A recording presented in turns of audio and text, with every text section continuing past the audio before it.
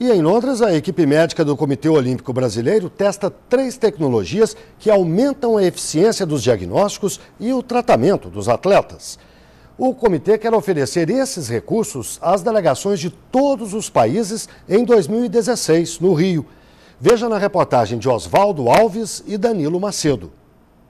Cada atleta brasileiro que está em Londres usa uma pulseira como esta com um código individual. Colocado em um programa de uso médico, ele mostra todos os dados do competidor, como histórico cirúrgico e alergia, e permite um atendimento mais rápido e personalizado. Outra novidade que está sendo testada é a videoconferência pelo celular. A telemedicina ajuda no diagnóstico inicial dos atletas com alguma lesão.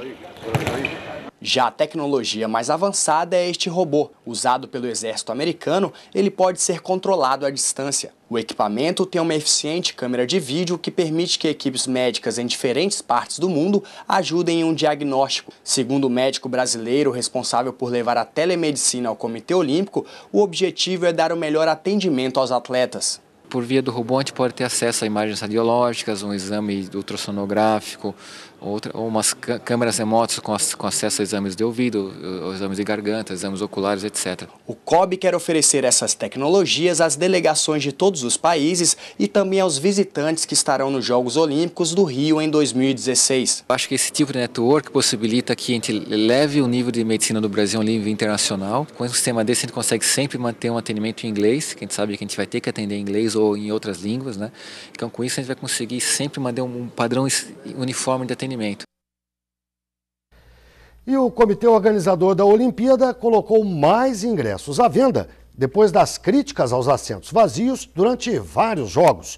Apenas ontem, 3.000 tickets VIPs foram vendidos, como mostram os repórteres Oswaldo Alves e Danilo Macedo. Nos Jogos Olímpicos de Londres, uma imagem tem chamado tanta a atenção do público quanto a apresentação dos atletas. Mesmo nas competições que tiveram todos os ingressos vendidos, é possível ver várias cadeiras da arquibancada desocupadas. A imprensa local trata o problema como o fiasco dos assentos vazios. A população, que antes do início do jogo já reclamava da dificuldade para comprar tickets, não gostou do que viu. O inglês James Fraser conta que não tem nenhum ingresso para as competições que queria assistir. Ele diz que é muito frustrante aparecer em cadeiras vazias porque queria estar lá. Este casal de brasileiros conseguiu os tickets ainda no Brasil, mas estranhou ver lugares vazios em um jogo do tenista Roger Federer. Achei bastante estranho porque as pessoas mais próximas, né, os VIPs que deveriam estar ali super interessados, não estavam lá e nós ali em cima estava totalmente lotados, ingressos mais baratos aí, né? A organização da Olimpíada culpa representantes de federações esportivas e patrocinadores por não usarem as áreas reservadas a eles. Depois do mal-estar com o público, o comitê organizador anunciou que vai colocar à venda milhares de ingressos, antes destinados aos VIPs, agora para o público em geral. A porta-voz da organização diz que depois de uma conversa com as federações internacionais, foi possível disponibilizar só ontem 3.000 ingressos extras. Segundo ela, esta ação vai se repetir todos os dias. E em Londres, os atletas brasileiros têm um espaço próprio para treinamento fora da Vila Olímpica. É o que mostram os repórteres Oswaldo Alves e Danilo Macedo. É fora da Vila Olímpica que boa parte dos atletas brasileiros treina em Londres. O Crystal Palace serve de base para os times do Brasil. O local tem academia, várias quadras esportivas, piscinas de natação e saltos ornamentais à disposição dos competidores até o fim dos Jogos. O centro esportivo foi alugado pelo COB, o Comitê Olímpico Brasileiro. Essa é a maior estrutura já montada para a preparação dos atletas brasileiros durante os Jogos Olímpicos. Ao todo, são 120.000 metros quadrados exclusivos para a delegação do Brasil. O espaço foi oferecido ao COB 2 anos antes do início dos Jogos e é uma inovação na história das missões brasileiras.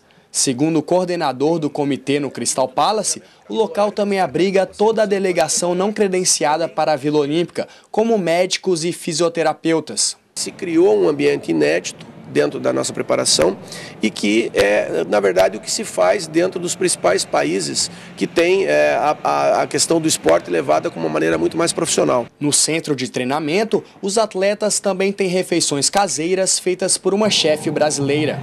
Segundo a nutricionista Renata Parra, o cardápio ajuda no rendimento dos competidores. Dando uma comida caseira para eles, uma comida brasileira, a gente consegue deixar eles mais juntos de casa, então eles não sofrem tanto quanto eles sofrem quando vão para competições em outros países, em que eles não conseguem os alimentos que eles estão acostumados. A seleção feminina de handebol, que ganhou as 2 primeiras disputas, aproveita o espaço para treinar todos os dias em que não há jogo.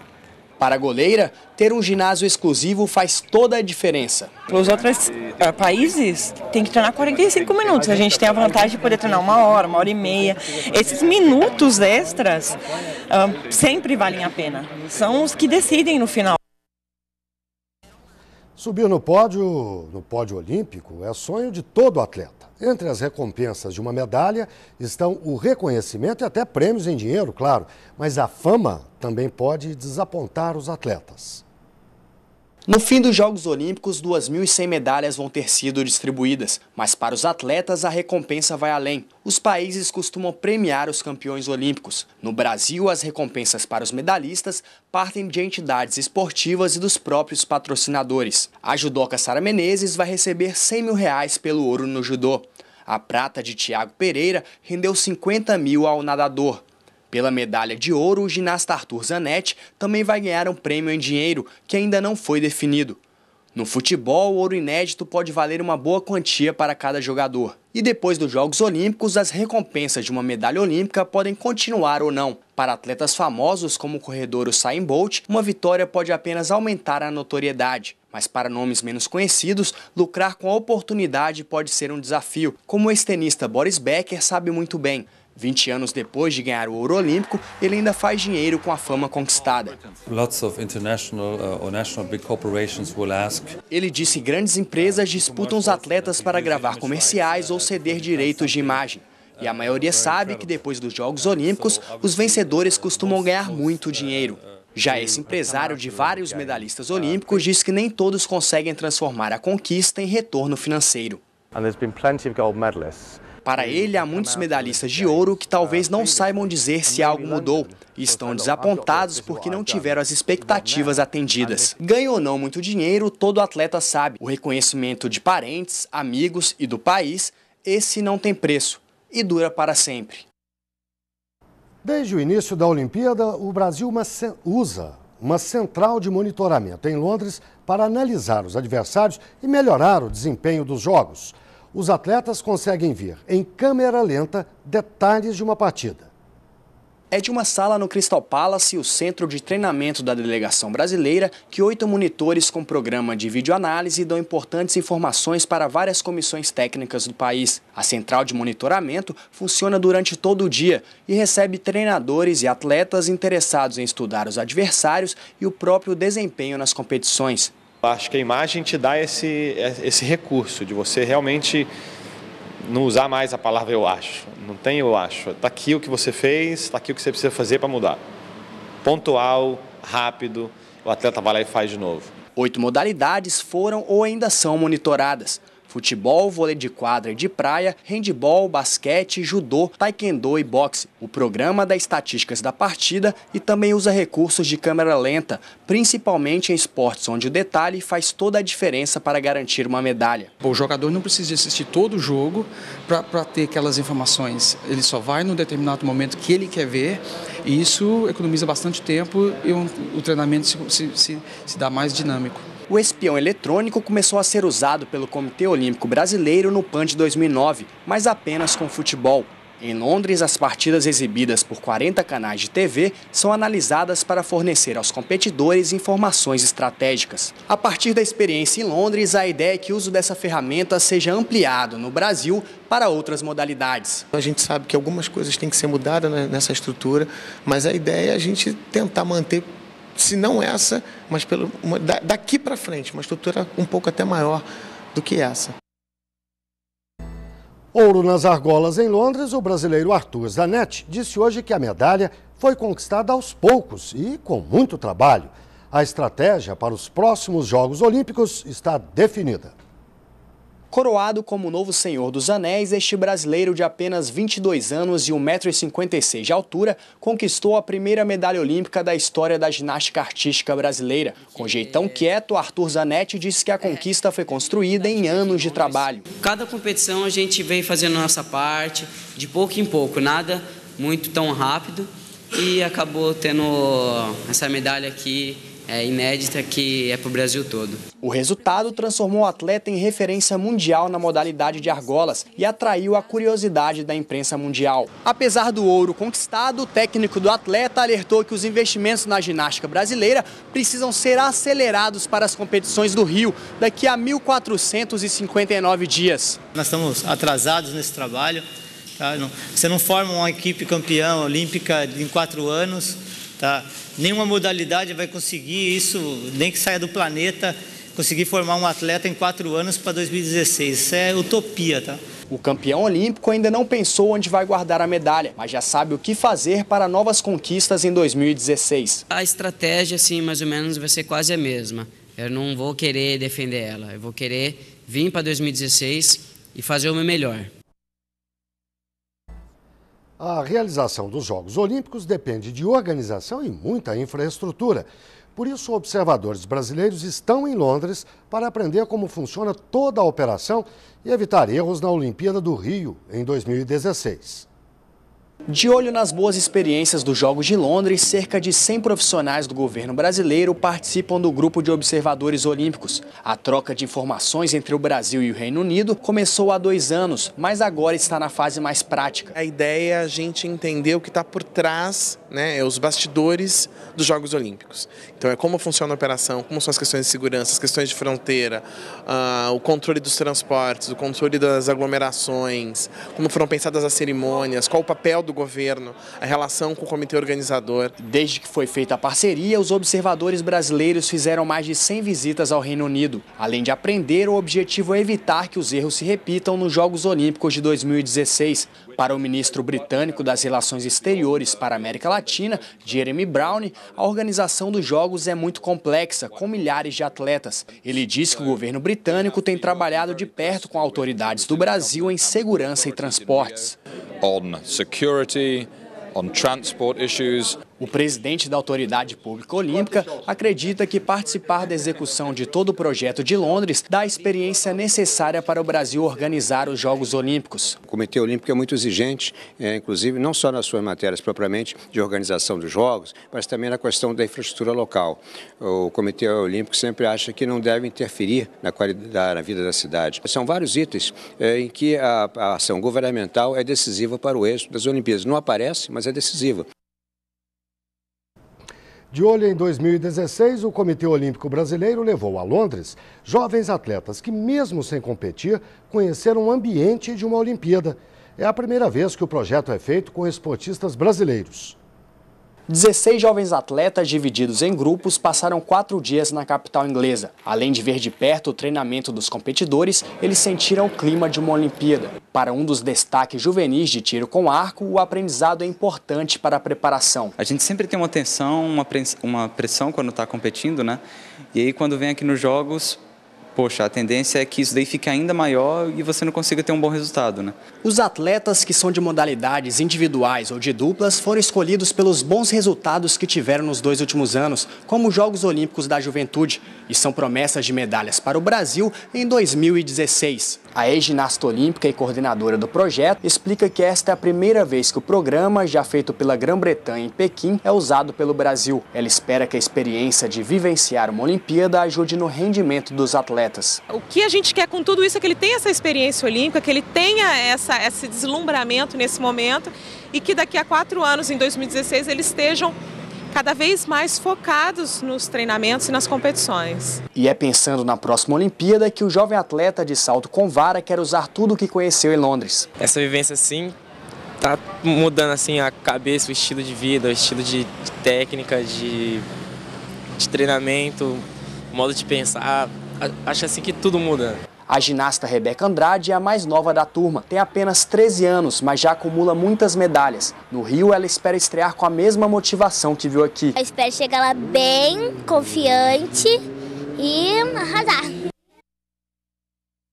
A natação e o judô brasileiros encerraram a participação na Olimpíada. Foram 6 medalhas, 2 na natação e 4 no judô. Mesmo com o resultado abaixo da expectativa, atletas e técnicos fizeram um balanço positivo. Reações diferentes ao desempenho na Olimpíada de Londres. Nesta entrevista coletiva, o nadador Thiago Pereira se mostrava feliz por ter conquistado a primeira medalha olímpica após algumas tentativas. A satisfação de você bater na borda e saber que você deu o seu máximo ali, essa é a melhor sensação que tem. Já César Cielo estava decepcionado por ter conseguido apenas o bronze nos 50 metros livres, especialidade em que garantiu uma medalha de ouro na última Olimpíada em Pequim. Ficar chorando sobre isso, acho que seria perda de tempo e completamente uma coisa de um mau perdedor aí que não sabe aceitar o que o esporte é de verdade, né? No judô, nosso melhor desempenho nos Jogos Olímpicos até o momento, nossos atletas estavam animados com as conquistas. Eu acho que no Brasil está todo mundo feliz e ainda na verdade não caiu a ficha, porque quando a gente chegar lá que vai saber como realmente todo mundo viu essa medalha e todo mundo comemorou. Mesmo reconhecendo que os resultados poderiam ser melhores, os chefes das duas delegações disseram que estão satisfeitos. Sabemos da importância dessas medalhas conquistadas aqui para alavancar Rio 2016. A gente sempre tem trabalhado com a possibilidade de qualquer atleta do Brasil, de qualquer federação do Brasil, ter a oportunidade de chegar na seleção brasileira. No início dos Jogos, o COB, Comitê Olímpico Brasileiro, estabeleceu a meta de 15 medalhas a serem conquistadas pelo país. Para alcançá-lo, os atletas brasileiros precisam ganhar mais 9 em uma semana de competições. As cidades que sediam os Jogos Olímpicos sempre esperam receber mais turistas do que em outras épocas do ano. Mas não foi isso que se viu na primeira semana de competições no centro de Londres. Enquanto o comércio cresce no leste, onde fica o Parque Olímpico, a região central ficou praticamente vazia para os padrões da cidade. Teatros, restaurantes e bares do centro de Londres tiveram movimento menor nos últimos dias. Muitas mesas e cadeiras vazias podiam ser vistas em plena tarde de sexta-feira em restaurantes da região de Covent Garden, passagem obrigatória de turistas na área central da cidade. Segundo a Associação Europeia de Operadores de Turismo, a presença de pessoas que vêm à capital inglesa para fazer negócios ou ir a museus e espetáculos caiu cerca de 50%. Muitos comerciantes acreditam que os pedidos do governo para que a população evitasse o centro da cidade acabaram gerando resultado negativo. Os londrinos ficaram em casa e os turistas não vieram na quantidade esperada. O marroquino Joseph Mod trabalha há 2 anos levando turistas para conhecer a região do centro. Ele conta que normalmente faz até 50 passeios por dia com clientes, mas nesta semana a média é de apenas 20. Se você for a restaurantes, bares, todo mundo vai reclamar, porque o movimento na Olimpíada não está bom. Gerente de uma sorveteria italiana em Covent Garden, Giacomo Quagliarella, diz que o movimento diminuiu desde a cerimônia de abertura, porque muitos londrinos também saíram da cidade para evitar a multidão, mas afirma que a situação deve retornar à normalidade a partir do fim dos Jogos. Eles não podem ficar fora para sempre, então acredito que vamos voltar ao nível anterior em breve. Exclusivas para participantes dos Jogos Olímpicos causam transtornos nas ruas de Londres. Os engarrafamentos viraram rotina na cidade. As faixas exclusivas para participantes dos Jogos Olímpicos causam transtornos nas ruas de Londres. Os engarrafamentos viraram rotina na cidade. Os Jogos Olímpicos começaram, mas nem toda a população está em clima de festa. Os taxistas londrinos dizem que está ficando muito difícil trabalhar durante o evento. Segundo eles, tudo por causa das linhas olímpicas, faixas de trânsito que só podem ser usadas por autoridades, atletas, patrocinadores e organizadores dos Jogos. A ideia é evitar que eles cheguem atrasados aos eventos esportivos, mas para o resto da população sobram engarrafamentos. Jorge Cristos é taxista há 24 anos e diz que os Jogos estão sendo um completo desastre para quem trabalha na cidade. Ele conta que pensa em sair de Londres nos próximos dias e voltar só depois do fim dos Jogos Paralímpicos. O paulistano Maurício chegou na cidade há 5 dias. Para ele, apesar dos problemas, o transporte é organizado. O trânsito está bem caótico mesmo, né? Mas o bom é que tem bastante, né? Isso daí tem muito ônibus, então você pode escolher, uma hora cai para um lado, depois vai para o outro. Mas o trânsito é demais. E para quem não pôde assistir a cerimônia no Estádio Olímpico, telões foram distribuídos em alguns pontos de Londres, como mostra o repórter Danilo Macedo. Muita gente começou a chegar ainda de dia para ficar perto dos telões. O local com o maior deles, o Hyde Park, ficou lotado de pessoas que não tiveram o privilégio de assistir à cerimônia no estádio, mas que queriam entrar no clima da Olimpíada. Assim como esse, pelo menos outros 3 parques espalhados por Londres terão telões. Neles, cerca de 100 mil pessoas poderão assistir ao vivo à transmissão dos Jogos. Pessoas de várias nacionalidades vieram para ver o maior evento esportivo do planeta. Essa inglesa diz que será um momento muito festivo e que o mundo verá como Londres é maravilhosa. É muita emoção ter todo mundo no clima, assim, tá lotada a cidade. Muito bom.